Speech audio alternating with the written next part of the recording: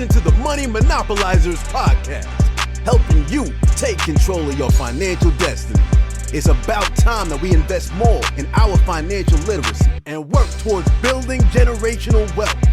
If you think you're ready to do the same, then you've come to the right place.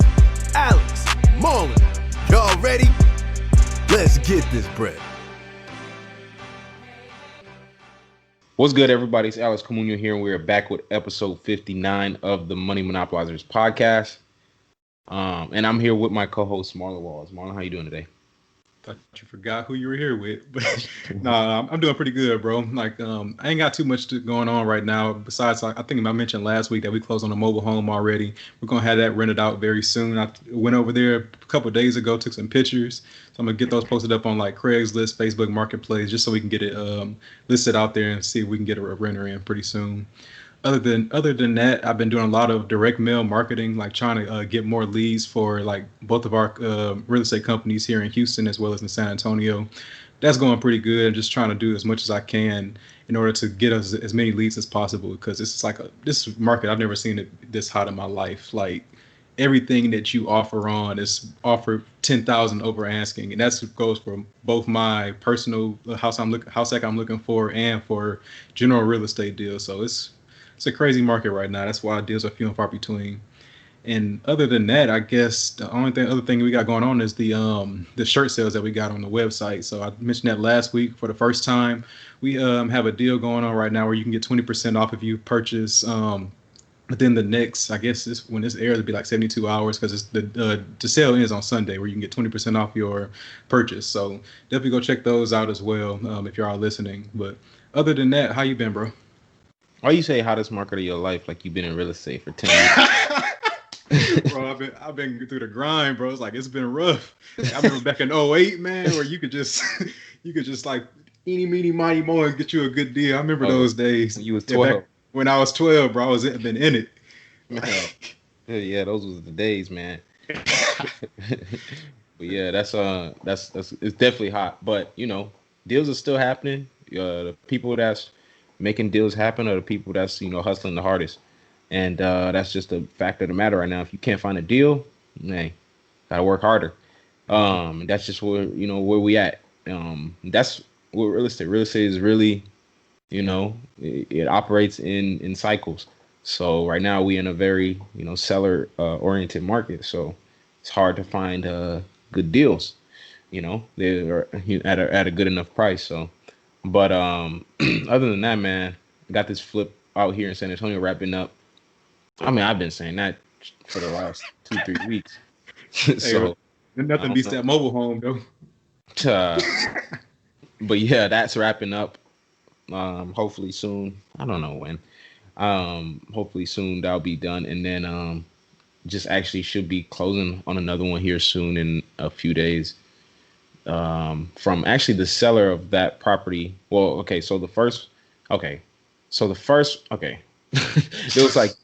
two houses on the same street, and the first one was from a wholesaler, and the second one on that street I found whenever I was just driving around that neighborhood, and reached out to the seller on a property that he had for sale by owner, and then he actually had a portfolio of properties that he was selling as well. He's just trying to get out of real estate. Old man trying to retire, get out of real estate. He had another property, so I'm gonna buy that one too, about $52,000, $50,000, and it was in really good shape actually on the interior. So I texted my private money lender and had $80,000 ready at a minute's notice. So once I being able to do that and seeing the power of that, you realize, oh man, ain't nobody stopping me. And so just having that accessible is really nice. I'm telling y'all, man, that when I say money is out there, I mean money is out there, man. It's Byron Allen said it best. There's trillions of dollars circulating in the American financial system, and it's looking for people to invest it, people that know how to invest it, people that can make a return on it and return it to the investor. And if you have that skill, there'll never be a shortage of capital. And so that's why I even tell people money is never the issue. Right now it's the deals. if the deals were, if the market wasn't so hot, I promise you, I'd already have 20 properties. I swear. Easy. ain't even a joke. You be buying at least 2 properties a month. So the money ain't in it. That seller finna be our plug right now. It sound like though got 2 deals off of him in like 2-3 months span. Like, bro, how many more you got? Yeah. He coming in clutch. But those, I say all that to say, you gotta get creative right now. You ain't going to Zillow. All right, let me see what's on there. You ain't even just going to the wholesalers. That's not even gonna be enough. You gotta do beyond what most people are doing to get a deal right now in this market. So we're gonna definitely be continuing that. Maybe even get one more before 2020 is over. The goal is to get that one, which we're gonna get. But if you can get another one, why not? So we'll see. But it's looking good so far, man. I'm happy with that. Still continuing on, trying to get into the apartment complex next year, educating on that. And it's a lot of stuff going on. So I'm excited, man. It's a great time, great time to be alive, man. Everything is really going well. I'm grateful, and it's just really a blessing overall. But other than that, man, I think that's it as far as updates. Mm-hmm. Yeah. So let's get into this episode. So today we got a episode for y'all that is kind of different than what you're kind of used to at this point. We've had a lot of guests on here, and this is gonna be one of the solo dolo ones, which are still good to do every once in a while, so y'all don't forget whose podcast this is. I'm playing, but yeah, that's kind of how we rocking today. So let's get into it. So today, what we want to chop it up about was the American dream, right? So obviously, you hear this term a lot. You hear it in, just everyday society, right? People have been talking about this American dream for the last, 100 years. I think now, I really want to talk about it in regard to what the problem with the American dream is, right? And what it really means and how it looks for a lot of people, right? So before I get into like kind of the nuances and the the kind of the meat and potatoes of this, I want to kind of talk about what it is from a societal viewpoint, or really even so from a global viewpoint, right? Because you hear the term American dream all over the world. You don't just hear that here. There's a reason it's the American dream and not the dream. It's because there's a certain perception of America by the world, right? And we know that. If you don't know that, you need to go ahead and culture yourself a little bit. But there's definitely a perception about us. And so I want to just talk about, at first I want to give like the textbook definition of it, what it is, right? So essentially, according to Investopedia, they say that the American dream is the belief that anyone, regardless of where they were born or what class they were born into, can attain their own version of success in a society where upward mobility is possible for everyone. The American dream is achieved through sacrifice, risk-taking, and hard work rather than by chance, right? So obviously this is a very, this concept of the American dream is a very multidimensional concept, right? There is multiple aspects and multiple things that that go with this, right? Because even in the definition I stated, you hear the term success. And of course, one thing I want to say to preface this is that everyone measures success differently, right? We can talk, obviously, the monetary aspect. We can talk the social aspect, the political aspect. But obviously, this is we're called Money Monopolizers. This is a financial podcast. So we're going to talk the more so economic and the financial aspect and implications that that come along with what the American dream is and what society perceives it as. And I promise we're going to get into kind of the bulk of this here in a second, but I just wanted to introduce this in a way to be very objective and present every viewpoint, right? So like I said, we're going to talk about that economic or that financial aspect, but there is also that social and political aspect of the American dream, right? And even to that, in that regard, in that extent, we hear so much criticism about the American dream, right? Because warranted, it is warranted criticism, not unwarranted, but we hear that it hasn't necessarily played out that way, the way that the definition might lead you to believe that it has for every person, right? Because now we can look at Native Americans losing their land. We can look at slavery. We can look at, voting being limited to white males. We can look at systemic racism. We can look at all those things that come with the American dream, right? But for me, I mean, I kind of look at it and believe what it is just, and in its purest form, it's essentially an individual, being able to live their life to the fullest, right? And like I said, we're going to talk about that financial aspect. So in that regard, I always think of it in two, like there's two sides to the American dream, right? And when I say that, I essentially mean like that you can essentially be building your own dream, right? And so whatever that looks like for you, or you can be a part of someone else's dream, right? And even within there, everyone's dream can look different, right? The American dream for you might just be, getting a good job, the 3-bedroom, 2-bath house, the dog, the white picket fence, right? It might look like that. For someone else, it might look like, just getting that apartment and, making ends meet and just being happy. For someone else, it might look like, building a, $100 million business and being one of the, wealthiest people in their state, right? It's different ways to look at it. But at the end of the day, I always look at it as you're either building your own dream or you're a part of someone else's, right? And just for me, when I think of the American dream, I think of immigrants, right? Too, because as a immigrant myself, obviously I was only here in another country 1 year, but technically I'm an immigrant, and being very close to a lot of immigrants, I know that a lot of reason people come here, of course, is the fact that they can come here and give their child a better life than where they were growing up, right? And the fact that when you're in America, birth doesn't necessarily determine your future as it might in another country, right? So we see all the time immigrants come here and they achieve more than even the natives here, right? So that's another layer to the American dream for me personally. So I always like to think of it in that regard. But I think just looking at it even a little bit deeper, why does it actually exist in the way it does, right?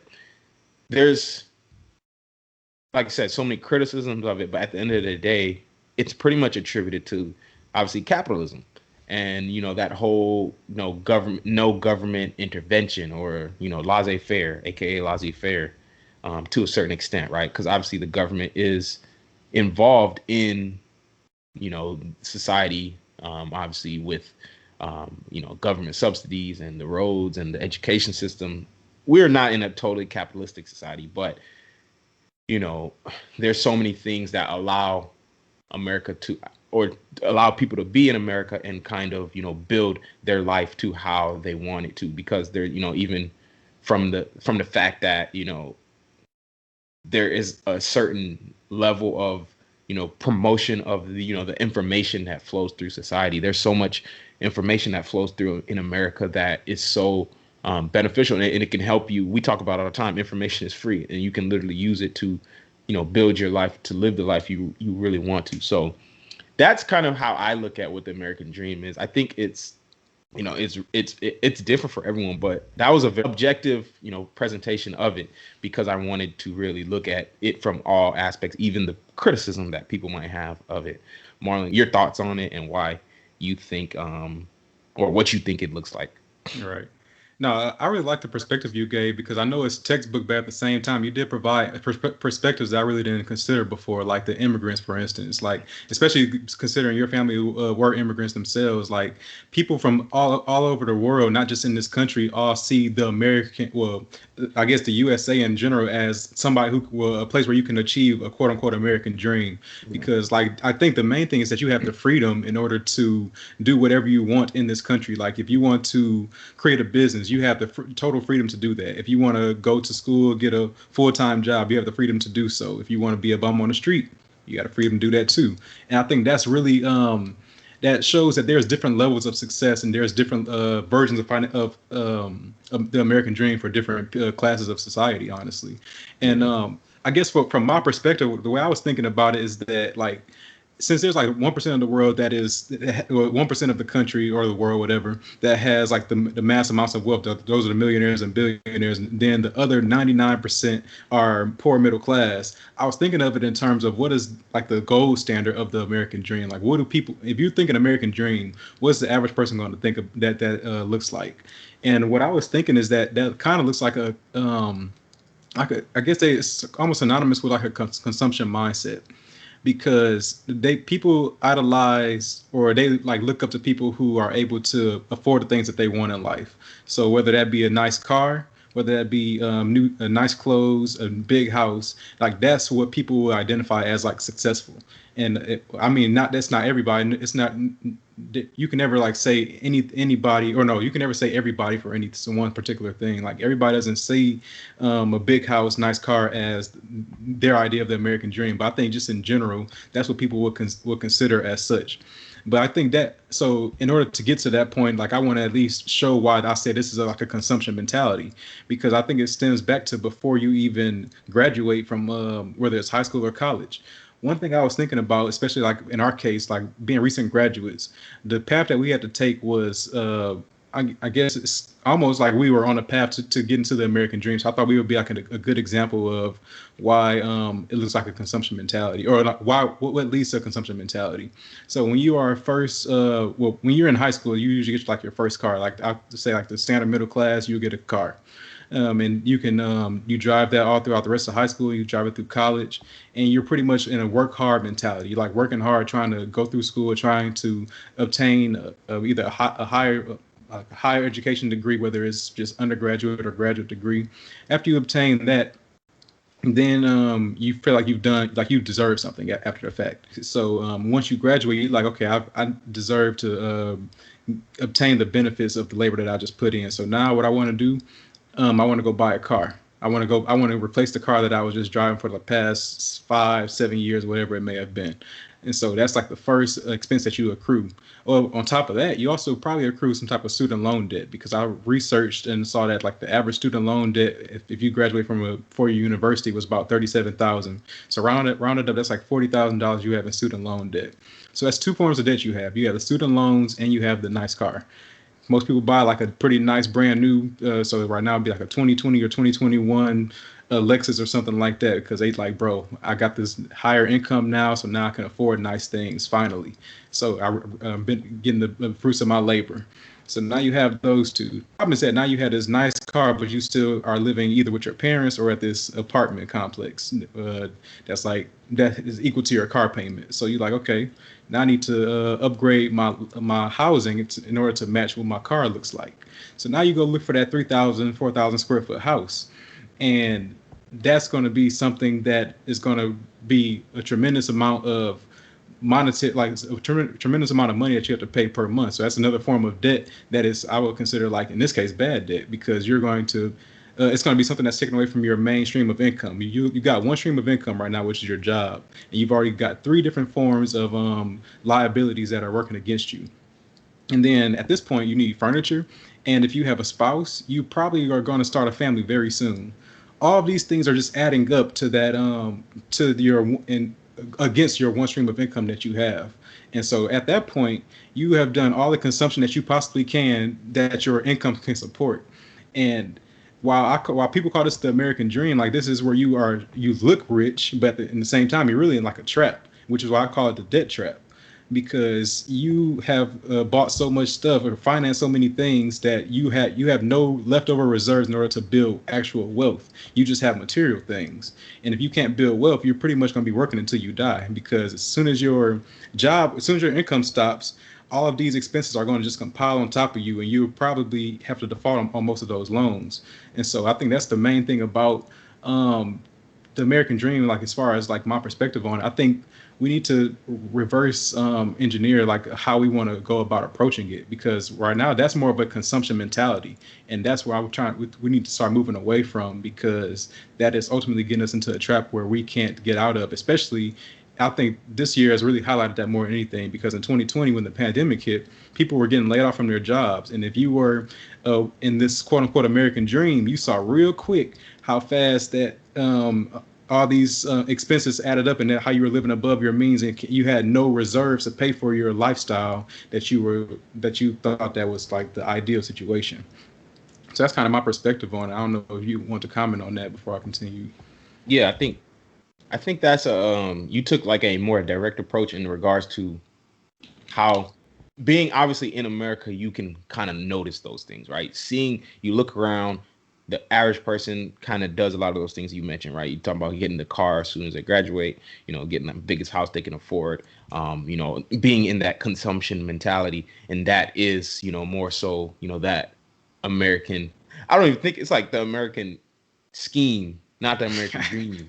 Like it's like it's a scheme. It's like a plot. It's like you know, a, I mean, like a plan to conspire against society, and that's what it's been presented as, like a whole good thing for people to achieve. And obviously, look, for I say all this, but I want to again reemphasize, like, for a lot of people, it could look different, and you might be happy, obviously, looking at immigrants and all that with those things that we're talking about.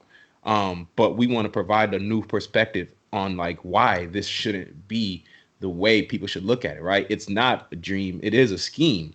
It is a plot to get you to be in a debt trap for the rest of your life. Not necessarily saying the government. I'm not here a conspiracy theorist saying that the government put this together, but in the regard that, it is, a setup for people. It's going to literally put you on a straight path to, shackles and slavery.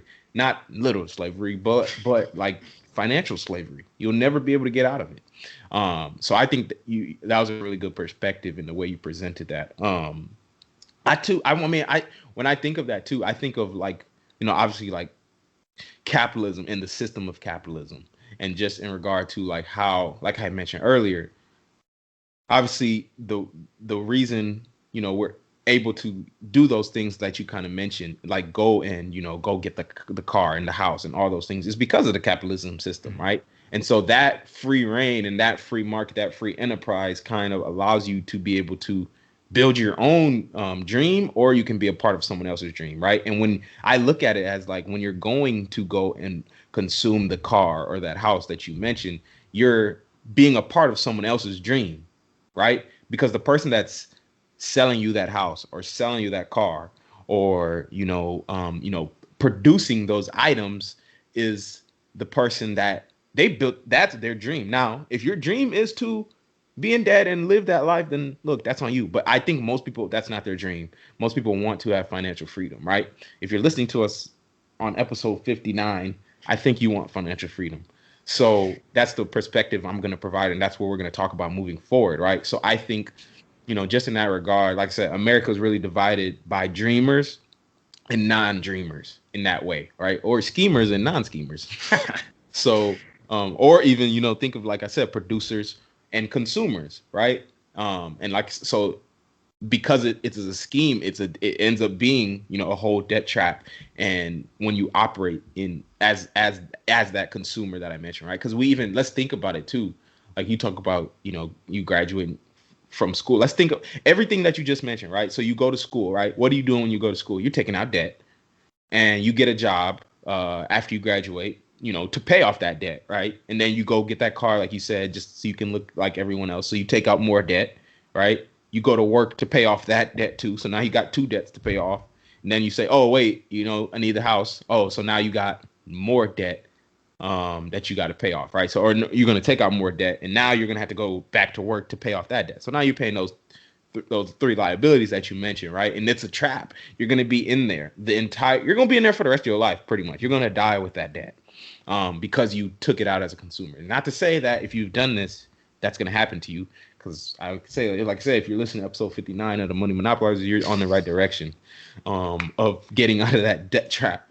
But every step of that way, everything I mentioned, everything Marlon mentioned, you're operating as a, I think of like a, you're, what is a good word? Like a customer in someone else's creation or someone else's dream, right? Obviously, like they're leveraging you to make their dream work, right? Even let's look at even like going to get a job, right?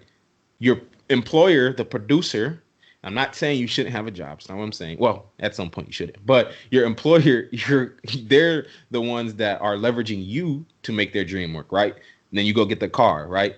Now that the person that owns that business, that car dealership or whatever the case, they're leveraging you again to make their dream work, right?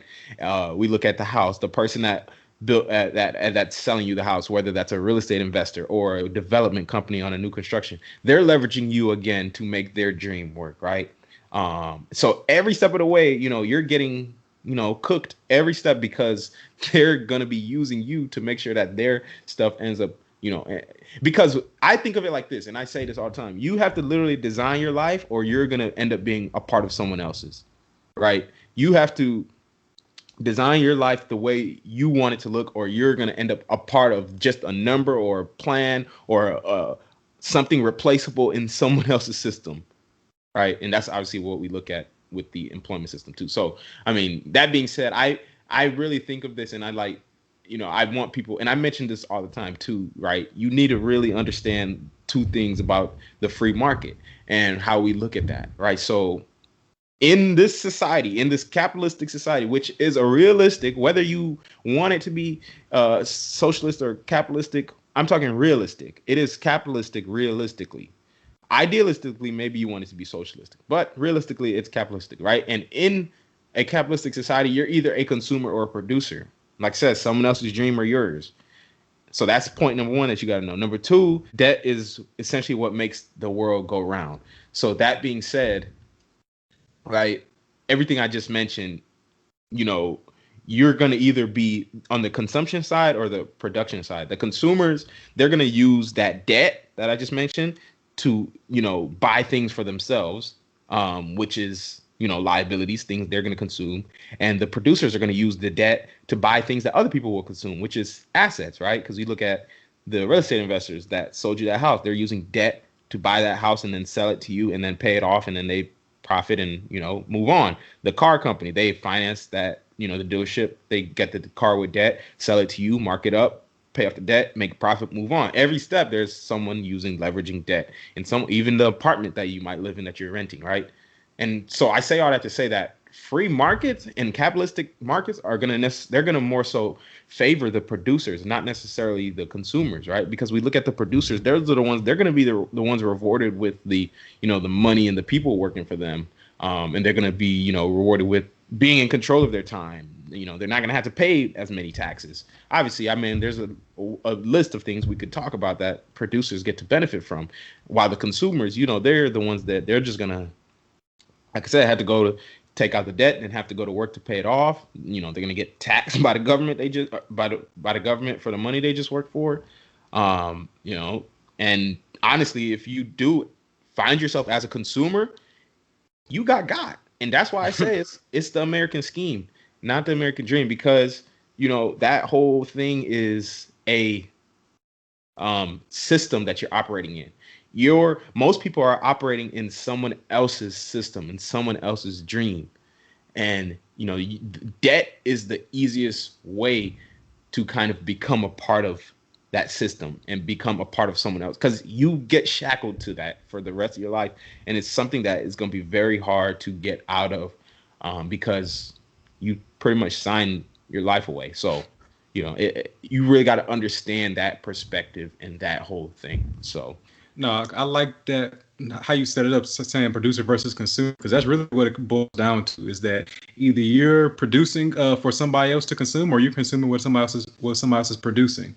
And if you're consuming, you're always in that consumption mentality. That's where you fall into that American scheme you were talking about, where you just keep consuming one thing after another, and then you look up and your income is literally, well, your expenses are literally like right at your income or above your income. If that's the case, now you are literally, your debt owns you, basically. Like, you are working for it rather than your debt working for you. And I think that's one thing that we talked about, like, previously also, like how you can have your debt work for you.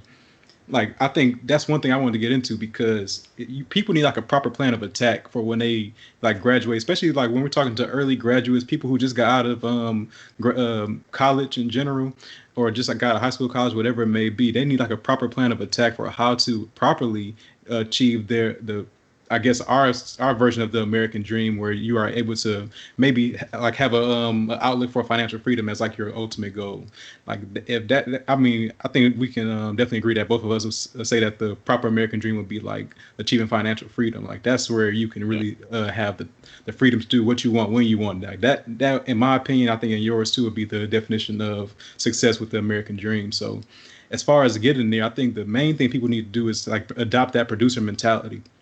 That's the first thing. So once you get out of school and you get that full-time job, don't look immediately to start like going to buy different material things. You don't need to get that car right now. Like I know you really want it, but at the same time, what are you going to use to pay for that? You're probably going to be using your full-time job, and if that's the case, you're going to be you're getting into that trap, because I promise you, as soon as you get that car, you're going to be like, oh shoot. Dang, I'm parking in my mama's crib with this car. Like, I can't be doing that. So instead of doing that, what we can be doing is looking at different ways in order to start saving that money and get it moving toward investments. So that's going to work for us.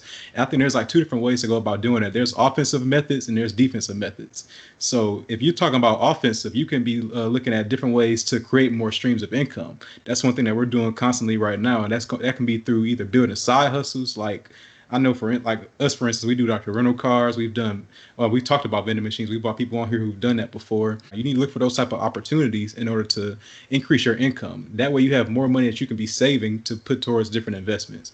And then as far as defensive, you can, now you're looking for places where you can start saving on money. So so now if you haven't already bought all of your different liabilities, such as the new car, the new house, you can look at where else can you start saving money at. You may look at, I don't know, like even your morning coffee that you get. I don't think that's anything super major, because if you like take for instance, if you spend $10 on a coffee each and every day throughout the whole entire month, that's a total of $300 that you spent on coffee. Now, what if you? So I think one thing about when you save money, you don't want to also sacrifice your happiness. Like that's one thing we talk about when it comes to saving money. You don't want to like save on these little things that are just making you happy throughout the day. So the coffee might be your energy boost for the day. You may have a Netflix account that allows you to be able just to have a little time just to relax and chill. Instead, I would think that you should go with more of I guess this can be like a hybrid method, honestly, a hybrid method of offensive and defensive, which would be like house hacking. I know we've talked about that so many times, but this is like literally the single most influential thing as far as saving money where you can go to, because it allows you to save literally about 33% of your income. I guess we've talked about house hacking too much. I don't think we even need to beat that dead horse. Listen to episode 5 if y'all want to learn more about it. But that really will allow you to save on your biggest monthly expense. And now if you're able to save that, that's probably like $700, $1,500 that you're spending in your housing per month that you can be using towards different investments. So if you save there, now you can really start allocating all of your money to whatever investment vehicle you want to go to, whether it be real estate, whether it be stocks. That's going to be stuff that starts producing assets for you. And these assets will then be able to pay for your liabilities or your expenses when you start accruing those. Now you can go buy a new car. You can go buy a new house. You can start getting these nicer things in life because you have assets now to pay for them. And that's kind of the approach I think people should start taking when it comes to the quote unquote American dream. That's what I would consider the American dream personally.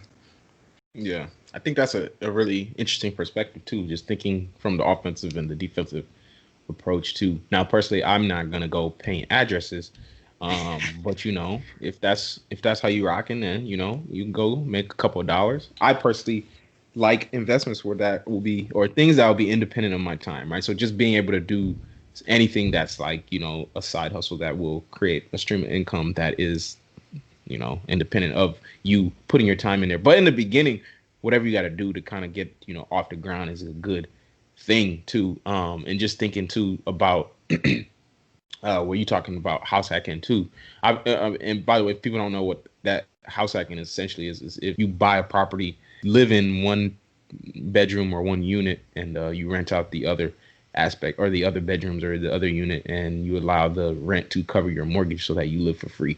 That is a great way to, be on that offensive and defensive side in terms of utilizing investment and also saving money, right? Because that property will be generating you cash. And even just thinking on it beyond that too, because most people, I mean, just based off like everything you were saying too, a lot of people kind of approach this with a mentality that anything that they have to do, or anything that they do, they don't want to, take on any debt, right? But when we look at house hacking, we know that or I've said it many times, that is a form of good debt, right? Because it's an asset you're buying. An asset is putting money in your pocket. You're like I said, producers use debt to create assets for themselves, while consumers use debt to create liabilities, right? So, when we look at that whole bad debt versus good debt conversation, we can see that bad debt essentially means that you're the last person to consume it and you're paying to consume it, right? Mm-hmm. So, let's think about, for example, that buying that first house when you get out of school. That house that you mortgage is, and you mortgage it and then you buy it to live in it yourself, just by you alone. That's bad debt. I personally, yeah, your house increases in value and all that stuff, blah, blah, blah. But the debt itself is bad, right? The house is an asset, but the mortgage is what makes it a liability. And that's what makes that bad debt. Good debt, on the contrary, is anything that, anyone else is the last to consume, right? And they pay you to consume it. So that's what producers utilize. Good debt, aka leverage, right? So we look at, let's just look at the house hacking, right? House hacking turns your mortgage. I mean, your mortgage will still be a liability, but it turns the house itself into an asset, right? But you need to house hack it. The asset, it increases in value, but you want to be able to make someone else pay for the liability aspect. And so house hacking is a good way to do that. Obviously, any form of business debt, as long as the business is making money, is good debt because you're producing something, right? So we think even just in regard to, right, an apartment complex on a larger scale, you're obviously buying that with debt, leveraged. Now, that's really good debt to get into. And like Jeremy Johnson said, you should strive to be in debt, good debt. You should be looking to get into good debt, because what good debt is essentially going to do, it's going to allow you to reach financial freedom a lot sooner had you only utilize those defensive tactics, such as, saving money anywhere you can. You have to get on the offensive side. You have to utilize other people's money. And that's honestly, I think, one of the most beautiful things about the American dream aspect, not the American scheme, but the American dream, is the fact that you can utilize good debt here, right? There is an opportunity to go start a business. There's an opportunity to take out debt and use it to advance your life. Many countries, many places don't have that opportunity. So even having that is really advantageous. So I want people to really think about that too, and try to implement that into their strategy for building wealth. How can you leverage debt to, help you further reach financial freedom? Because, I promise it's going to be a lot faster. Debt, OPM, is how you scale a business.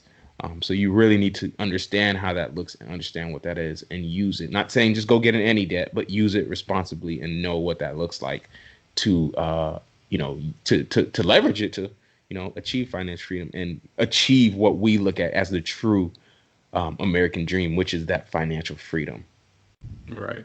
Yeah, and I like how you framed good debt and bad debt in general, because I know we had to do a whole episode on that. But when you talked about how the consumer is usually the last person to purchase an item, like to take on some form of debt, that is essentially what we're trying to avoid at all costs in this situation. Like how we're trying to avoid getting into the American scheme you've been talking about.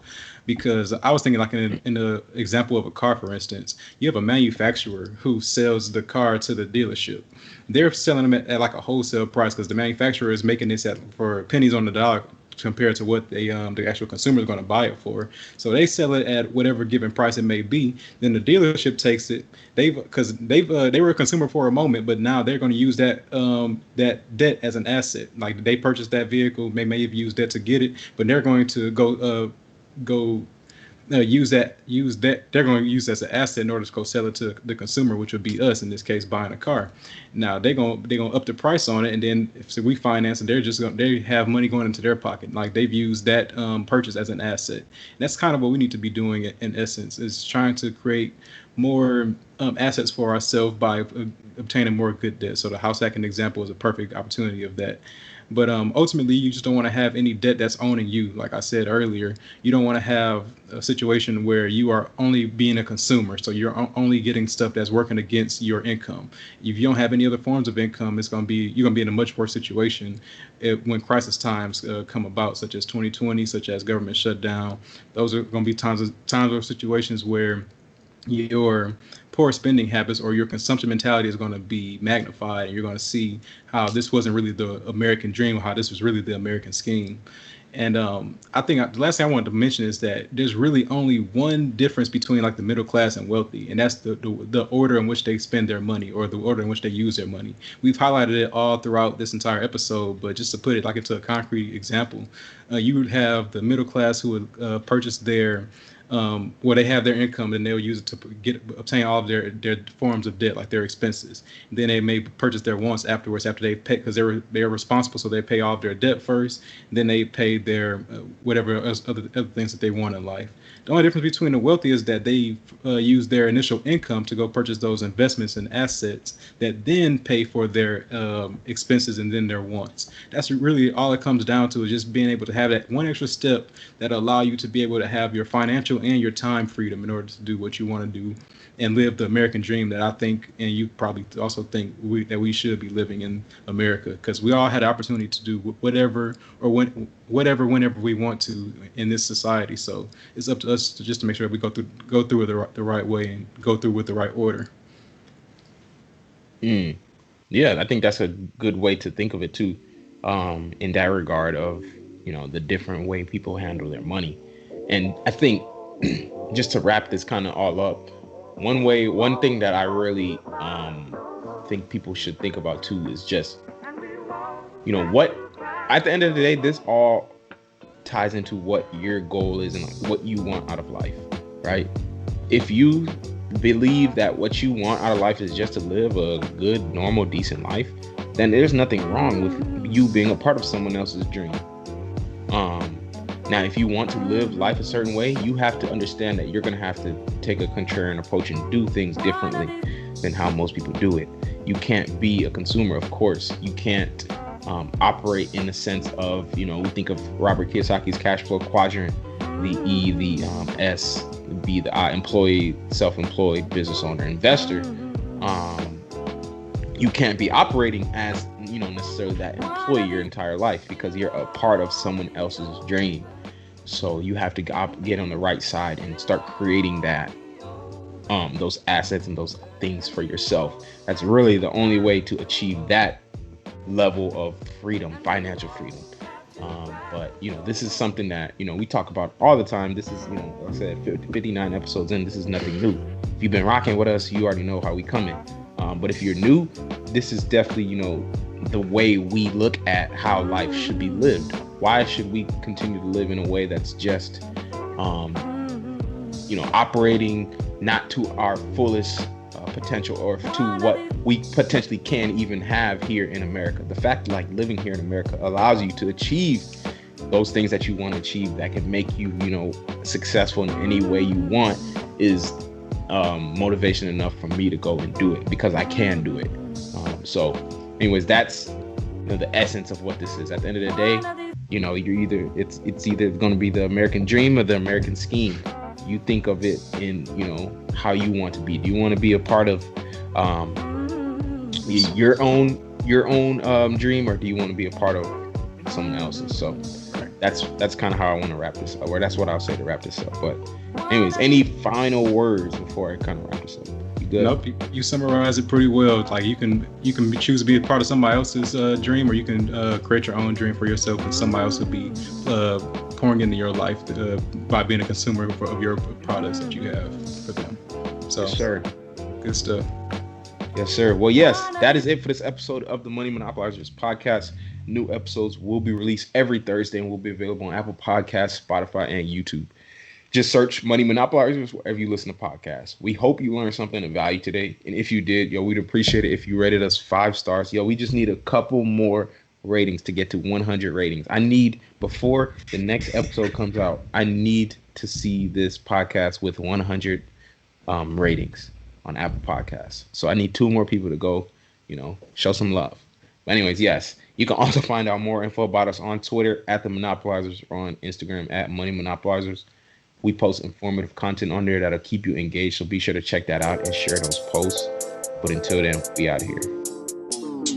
You've been listening to the Money Monopolizers podcast, helping you take control of your financial destiny. To learn more about how you can be in control of your money, visit moneymonopolizers.com. We'll catch you next time when Alex and Marlon share more personal finance and wealth creation tips with you. Now it's time to take action.